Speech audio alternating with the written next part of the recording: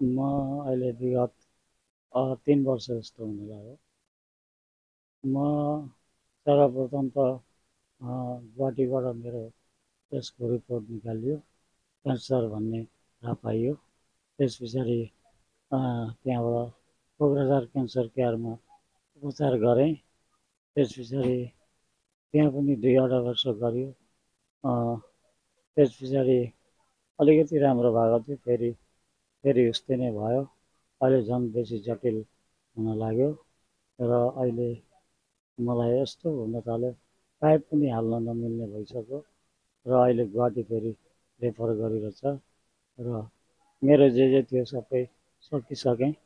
अहिले मेरो हातमा केही पनि छैन, केही पनि उपाय छैन र हजुरहरू समक्ष केही सहयोगको निम्ति म अनुरोध गर्दछु, गुहार माग्दछु र हजुरहरूले मलाई एउटा गोर्खा भाइ सम्झेर भए पनि वा केही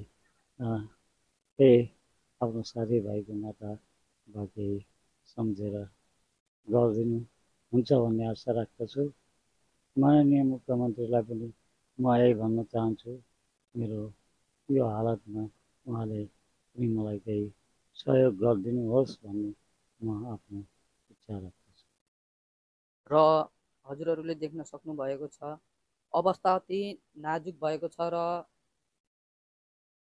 यो भिडियो हेर्ने सम्पूर्णहरूलाई म अनुरोध गर्दछु कि हजुरहरूले एउटा एउटा सेयर गरेर बा सानो सानो रकमले नै सागर जस्तो हुन्छ भन्ने हजुरहरूले सहयोग गरिदिनुहुन्छ भन्ने आशा गर्दछु।